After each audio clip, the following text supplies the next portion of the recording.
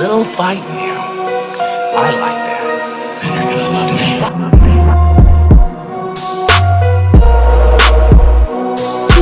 You're scared of me because you can't control me.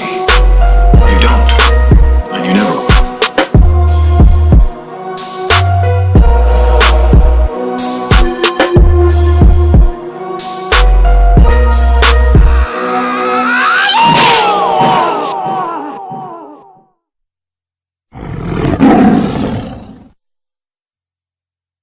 Hey, how's it going, guys? Welcome back to the Bronze Tiger Show. Yes, we are back. And we've been gone for a little bit. Needless to say, there hasn't been very much news on either side of the table here. If you're new to this channel, we talk about DC Comics and martial arts movie cinema. So if any of those two things interest you, hey, join us on this journey.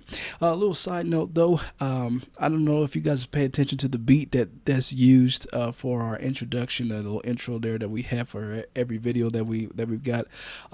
We actually got a very awesome artist who makes those beats for us, and I'd be remiss, or I'd be messed up for me not to really give him a shout out here. That's Jay English. You can find him on Spotify, and I'll put a link in the description box below where you can find a lot of his beats. He does all the beats for us, for the introductions, for verses, for all the stuff like that. Really good stuff that he does, man. Definitely check him out.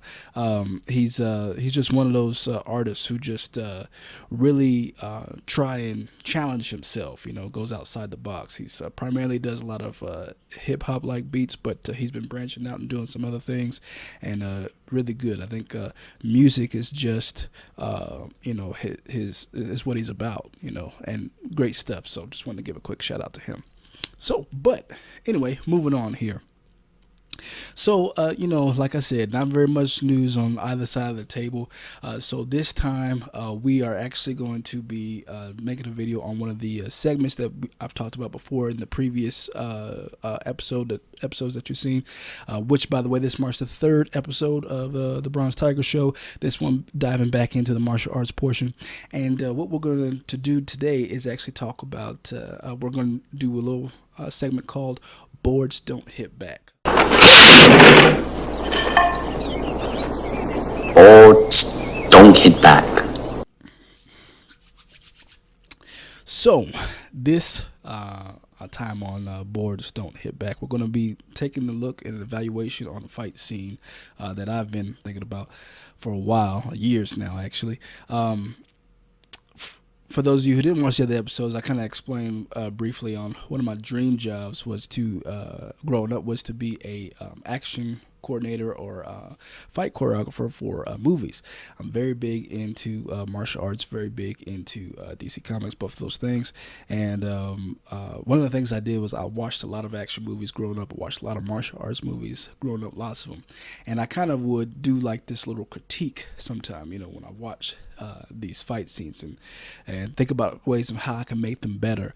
Also, too, I would walk around my house, as a kid, well, still kind of do today, but walk around my house and I kind of think up and choreograph fight scenes and stuff within my own head, and come up with different ways on how to, make up action sequences. And so, that's kind of an interesting little hobby of mine, little passion of mine, and I thought I'd kind of bring this to the channel. So one of the fight sequences we're going to take a look at, like I said, I've been thinking about and reviewing over and over in my head for years since I was a kid. When actually when I was younger, much younger, I was about I was a kid. So and I thought of ways then on how to make this fight scene better. And this one comes from the movie Romeo Must Die. This is one of Jet Li's films, and if you ask me, it's one of his weaker films, definitely on his lower tier. I just, not everybody puts out gold, and I just personally believe that Romeo Must Die is one of his worst films. I still enjoyed the film. I own it myself, but it's just one of those films that I didn't think was all that great. Some of you may disagree or whatnot, but it's just so much throughout that film as far as fight sequences go that was just wrong. The story don't get me wrong. You know, you got your Romeo and Juliet ghetto version. You know, it was good. You know, it was a recycled Romeo and Juliet story, hence the title. But you know, just the fight sequences in there, I thought they could have been done so much better. So we're gonna go ahead and take a look at a particular fight scene within that movie, and this one in particular is the final fight, which, of course, to me and obviously is the best fight within the entire movie. But you know, there's some things that I want to definitely take a look at. You know, Jet Li does really great with a lot of his fight sequences that he's given, but I feel as the the fight choreographer, you should definitely try to deliver something a little bit more realistic, I guess, in a lot of different cases. But let's go ahead and dive right in it and take a look at this one here. Let's take a look at it here. Starts off, of course, it's very fast paced, very together, and between the two here, you got Jet Li and Russell Wong. Russell Wong is he actually has a martial arts background, Soju-ryu, karate, and taekwondo. He has kung fu, and that right there is also what I want to talk about right there. That particular stance that he just used, it's really cool just to kind of pinpoint that both of these particular guys are using everything in their wheelhouse. The stance that Russell Wong uses is actually a stance very commonly used in karate, specifically in Soju-ryu. I just also wanted to point out, too, because this entire movie kind of involves the triads, right? And Russell Wong, of course, is Chinese. But instead, a lot of what you'll see is him using karate movements and fighting techniques. So, and of course, you could use whatever you want, not to say that anyone Chinese can't use that, but I just think it's interesting, for this movie in particular that, he is a triad enforcer who is also Chinese and of the triads and is using karate to fight. But that stance is definitely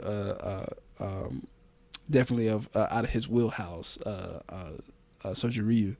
But of course, he's got, like I said, a list of those backgrounds that he has. Jet Li has, of course, as everybody mostly knows, his the wushu background, various kung fu, different styles and everything like that. And of course, he uses that throughout all his films. But it's nice to see both of these guys are using both of what's in their wheelhouse, So, but I digress. Here you go there. I mean, the choreography is awesome. The exchange, the little baby kick right there, and it's really good. And nice little float jump to the head. This move right here that Jet Li's performing, he's actually performed once before in Fist of Legend. It's of course extremely wushu based, also, but he's done it before. He often will use a lot of his fighting styles from other movies and reuse them again. It's pretty good. And I also believe somebody let me know this move right here that Jet Li's performing. I think he's used it again. It's another one that he's reused before. And if you know which movie that's from, because I can't remember, let me know. But I'm pretty sure he's used that before. Yeah. This scene's always really good. A little fire there. Nice little orthopedics Russell's got on. And interested enough, too, a move that actually Russell's about to perform here in Fist of Legend. Jet Li has the fight scene where he's fighting his fiance's uncle, I believe, who's Japanese, who, of course, using karate. And the move that Russell's about to perform here, again, showing more of his wheelhouse here. This is also karate-based right there. And he used that same move in Fist of Legend, which in that same fight he used the other move stated earlier, the wushu move. This right here is a little silly to me, and I'll kind of explain a little bit later, but I find this part interesting. After all that, I understand he may be mad and enraged, but he decides to try. Jet Li decides to bum rush the guy. Bum rush him after all that finesse he was trying to pull off. It's kind of crazy, but, But let's go back to that one part there actually a little bit. That the little flip that Jet Li performed there. He kind of, it's this is kind of where uh, you know the entire fight scene kind of takes a little bit of a dive, and this is the part where that always bothers me. This fight scene has bothered me for a while. It's because they are extremely heavy with wire work. Now, keep in mind though that this movie was released after the great success of The Matrix. So The Matrix, of course, adopted the wire work and kung fu fighting of the East from a lot of the various kung fu movies that were well using wire work a long time ago, and it became popular over in the West, even though they kind of stole that entire idea and stole that style. So I don't know if this was kind of like a way of saying, hey, we did that first, and we're going to put it in what we have. But the thing about wire work, and I was planning on doing a segment on this later, a kind of discussion. But wire work, I truly appreciate it if it's in good taste. When it is overused, it just seems so ridiculous, especially within this particular setting. Now, bear with me here for a second, and you kind of understand where I'm coming from and understand why I think this particular move and the other moves following after are so ridiculous. Normally, when we see wire work within kung fu movies, right, is usually used within the time period of which kung fu was at its prime. So if you go back, back in those days where kung fu was just everything, we're talking, they didn't have all that entertainment, of course, as we have today. So there were hardly no forms of distraction. So kung fu was everything. It was the heart and soul of everything. That's why you had so many styles, and they were trying to develop different styles in the East and the West of those particular regions, and and monkey style, praying mantis. They were always trying to find all these new things to kind of elevate and improve, and in a lot of ways entertain the form of kung fu. There's so many different masters and challenges and back and forth. But within the movie world, they use these wires a lot of times in cases to kind of display the skill and level that a lot of the grandmasters were at, so or the fighters were at. So a lot of times the wire work and everything is used in that time period for those movies to kind of in a way, to me, to kind of show that these fighters are on a whole different level. This is back when kung fu was in its prime, when it was it was at the peak of what it could be than it is now. That these grandmasters could do these kind of things, of course, within the movies, but also too, I mean, they're also used in forms of like art pieces. Hero is a great example of that. Jet Li's Hero is a great example of the wire work being used in that as it's an art form. Crouching Tiger, Hidden Dragon is another one. But a lot of times too, they were also used to kind of display the skill and level. The Grand Master was just on another level than his disciple or student.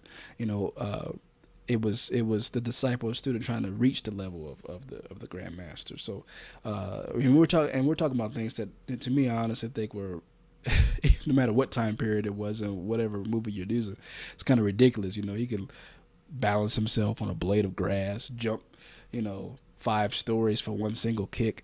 It's just I really appreciate wire work if it's in good taste. In this particular movie, we're going back here now to a modern setting, because now they're using wire work within more of a modern setting that doesn't seem very realistic, right? So in this particular movie that I'm talking about showing you here, it looks so unnatural. Now, of course, using wire work within any type of fighting a choreography is not going to be natural, period. But I think there should be an attempt made to try and at least get it more balanced.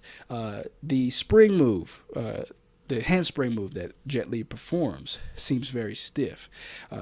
I personally believe, now, of course, if you're the fight choreographer, this is not on Jet Li at all. This is the fight choreographer should come in and kind of like, mentor, tell him what needs to be done here. A handspring being performed to actually show the motion within his lower body as well. So when you perform a handspring, you've got your legs that fold back. Your hands, of course, are planted on the ground there, and your hands give you that momentum, that spring, and your lower half kind of flows in a way to where you're prepared to go ahead and move your legs forward and land on your feet. Well, his lower half seems completely stiff. If I was doing this, I definitely would have him perform some type of spring, but you need to cut it in such a way to where you've got that motion within his bottom half, and cut it not showing him actually landing on the ground there. Then you can go ahead and use the wire work using to kind of really propel his entire body, flip his body kind of like a pancake in this case, to where he then can flip it, land his hands onto the ground, and then perform that donkey kick that he performs right there. It's just when you have all that and it looks so silly like that. I mean, let's take a look at it one more time. It's just he just there he is, right? And then he rushes. So it's some interesting reason, but it's just little tidbits. Of course, I'm nitpicking, but these particular things I've always thought about. It's right about there is when the wire work starts to get a little ridiculous, and as we move on to this fight scene, the rest of it, you'll see exactly what I'm talking about. It's just pretty ridiculous the way they do this. I understand that like I said, this was after the success of the Matrix, and they were using a lot of wire work in that, but I think there's still a call to be made as far as making this look grounded as possible, and not so over the top, because it does get over the top here. I do like this scene though where he kind of comes out of the flames, rips his shirt right there, and everything.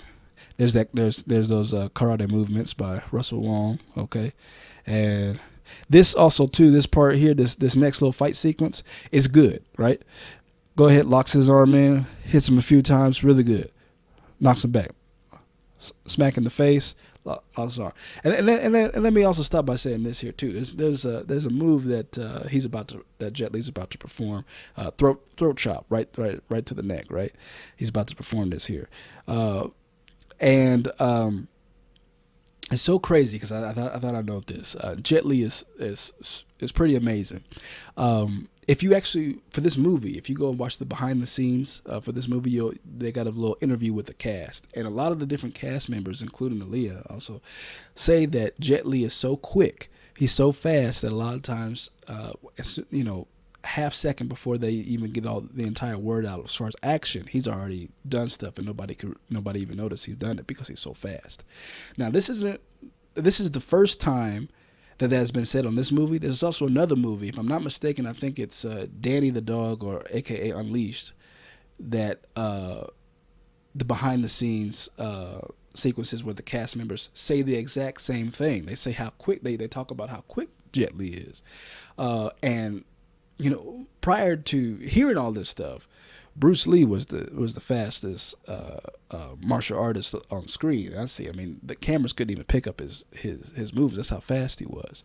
Now, I don't know if Jet Li is as fast as Bruce Lee, faster, I don't know. But there seems to be some consistency with people talking about how fast he is. In fact, if you look at Jet Li's Shaolin Temple, I believe the very first movie that he actually had a starring role in, Shaolin Temple, there's the beginning sequence there. I think he's about 19, 20 years old, and he's doing that movie there, where he's actually has these flutter of punches, and he's punching there's a set of roll of papers onto this tree, and he just keeps going. That dude is fast. He is very, very fast. Of course, this is in his younger years, in his prime, but still, he's fast. I mean, he's just hitting that tree like crazy. The Shaolin Temple, he's fast. So there is some, if you take what you see from that film there, and you take some of the behind the scenes accounts on two different movies of a series of different people, I'm prone to believe it. That he is really fast. I mean, it's crazy. I mean, I guess that's why they call him Jet, right? but I would love to see, if Bruce Lee was still alive, a comparison of such, them side by side, or some type of contest or something between the two and seeing who is faster or how fast, at least how fast Jet Li is to Bruce Lee. Because I personally don't think he's faster than Bruce Lee. Bruce Lee is just too quick, man. If you see any of his demonstration videos, it's mind blowing. My jaw drops every time I watch it. But moving on here to this though, but this next move that Jet Li is about to perform on him, he is pretty quick. Now, mind you, this is also acting. This is choreography. So I'm sure with the intention, with the intent of harm done, he probably move a lot faster than this. But let's look at that part here again.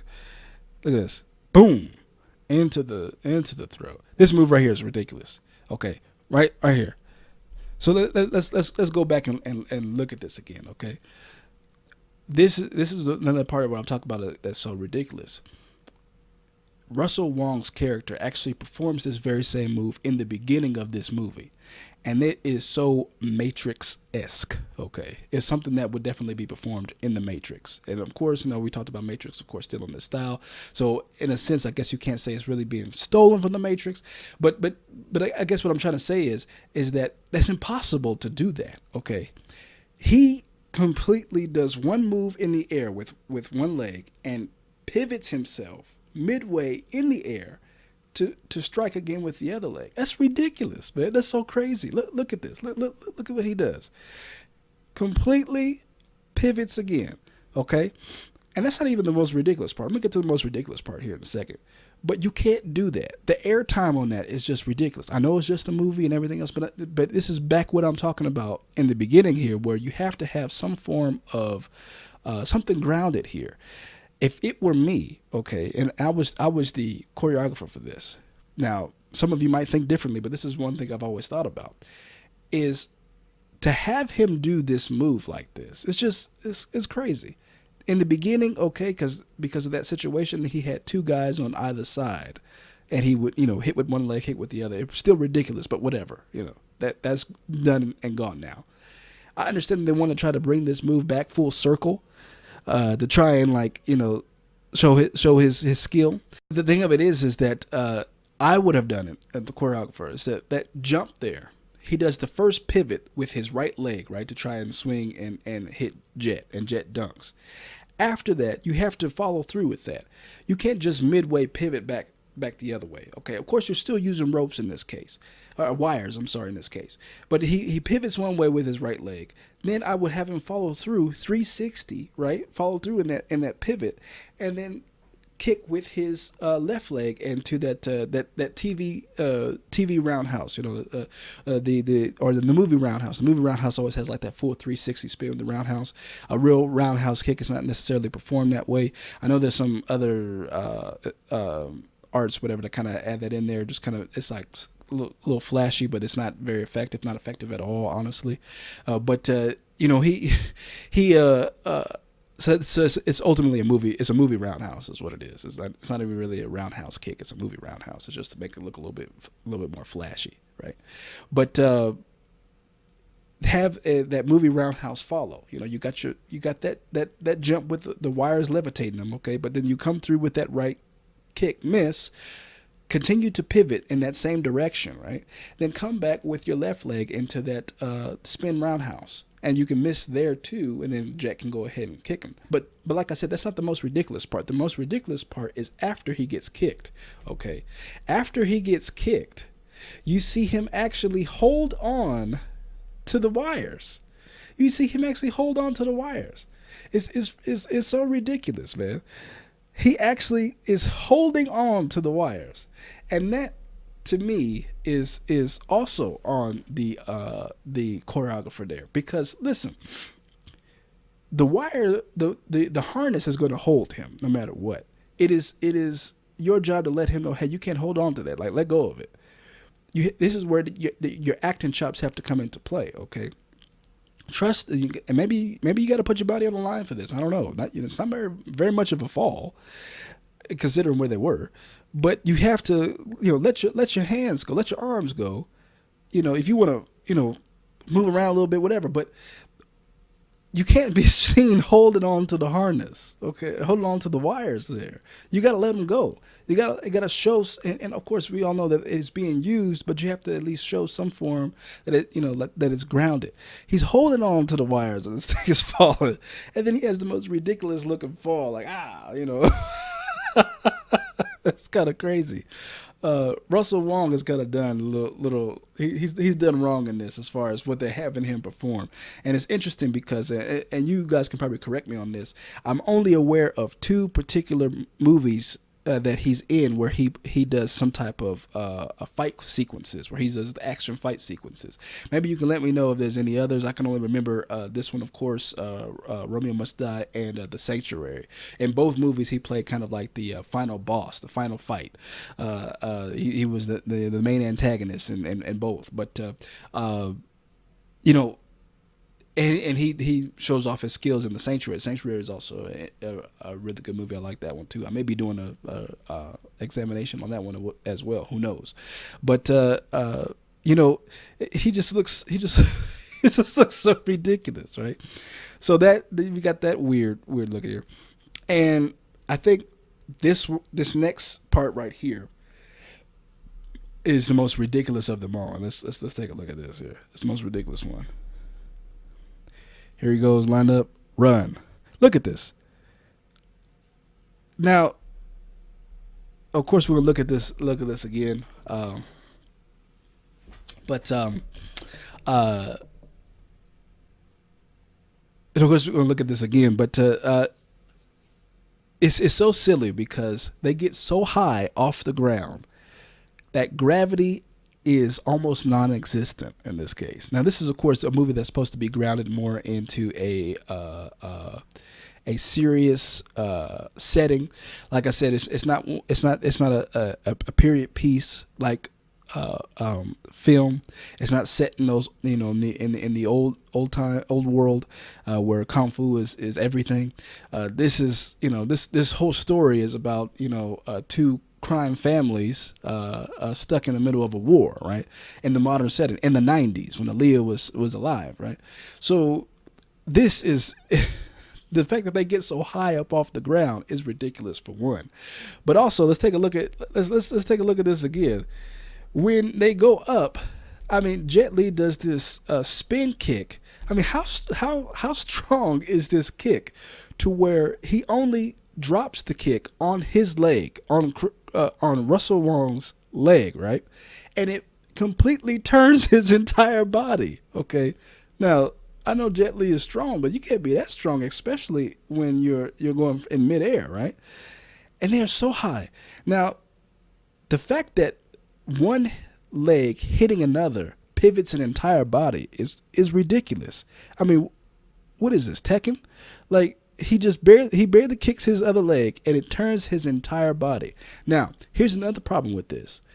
The way he moves in reaction to this is completely completely unnormal, okay? Because he kind of mannequins up. His entire body shifts kind of like a hand on the clock, and it shifts in one particular direction. Now, in reality, if Jet Li would have really kicked his leg, he probably would have been flailing a bit, but only his leg, for the most part, would have been affected. But okay, let's humor this sequence for a second and say that it did pivot his entire body somehow. Even if it pivoted his entire body, his arms should be flaring, right? His legs could be flaring because it just took him off balance. Instead, he is completely mannequined, like he's like symmetrical with his entire body, where he shifts, leaving an opening to his head where Jet Li kicks him, and then you have that X-ray vision sequence where it sees the damage done, which is pretty cool, by the way. I think it's actually a nice little effect that they added specifically for this movie, kind of like the X-ray break sequence before Mortal Kombat even came up with it. But it's pretty cool how that happens. It's especially really good in the beginning where Jet Li in the beginning of the movie where Jet Li has a fight in the prison. He's escaping from prison. He's hung upside down. That's actually where it's done the best there. But he And it's so interesting. Let's take a look at this one last time here, because another thing I want you to notice also too is he's holding Chris Wong again is holding on to the dang wires again. And when he falls, you can see that the harness is completely on the lower half of his body.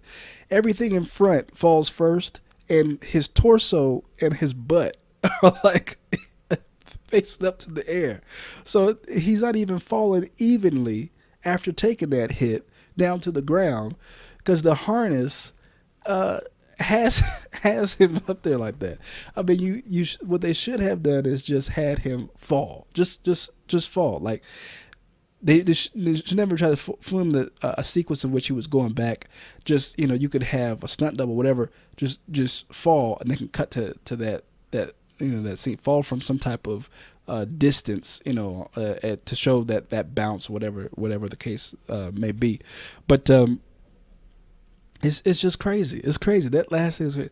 I mean, first off, I would never had them go that high. That's just crazy. I understand they were looking for something epic, and they could have done that differently. I would never had that sequence as that. That it's kind of like that.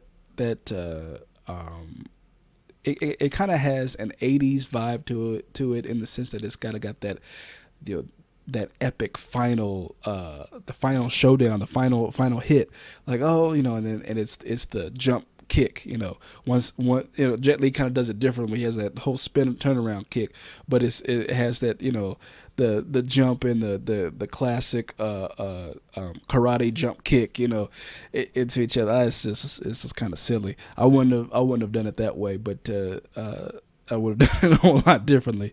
But this whole thing is just really crazy. And throughout this movie, they have sequences in which they use wire work in here that is completely ridiculous. Now, wire work, of course, is unrealistic on the face of it in itself, but it's done in such a way where the individual is defying gravity in ways that don't even make sense. I think, when I'm reviewing this, but there's the sequence where Jet Li is actually in the movie where Jet Li is fighting against the rest of these thugs in the warehouse, right? And he has these weird sequences where he kicks two individuals, bounces off a wall, comes back. It is like a pinball, and the wire work used on there is ridiculous, man. It's just crazy. Throughout this movie, the wire work is done pretty ridiculous, and I think that's a big reason on why I believe this movie is definitely one of Jet Li's worst. Like I said, nobody always puts out gold every single time. You're going to have ones that are worse than others. This one I definitely believe is on the lower tier, especially with that football sequence. That football sequence that they had with him was ridiculous. The fact that they even made him go ahead and use kung fu in a football game is ridiculous in itself. But also too, in the way they had him play with kicking dudes and the way he's getting tackled and spun in midair. I mean, it's just so bad. The wire work is just horrible. It was unnecessary. Interesting, fun little fact, and hey, challenge me on this if you can. There was only one movie in which Jet Li does not use wire work. Jet Li is a true martial artist through and through. He can actually fight, but in all his movies, except for one, he uses wire work. He's got some type of special effects or something like that. And and that was the era, right? That was the time of doing that. And for people who say, "Oh, well, Jackie Chan didn't," no, yes, Jackie Chan used wire work too. He actually did use wire work quite a bit, especially as he got into his older years. And Jackie Chan is older than Jet Li, right? But there's only one movie in which Jet Li does not use any wire work at all. That I can remember. Let me rephrase. One American-made movie. Make sure I got this. One American-made movie in which he does not use wire work at all. And correct me if I'm wrong. I think that is the only movie that he doesn't use wire work on. Although I can't remember if the Shaolin Temple used any wire work or not. I think so. It might be two. Anyway, the movie in which I'm referring to is The Kiss of the Dragon. He uses no wire work at all in that movie, which is my personal favorite of his, highly because of that fact and because he shows off every form of his skill in that. You can see a lot of he has some repeat moves from Fist of Legend in that one as well too.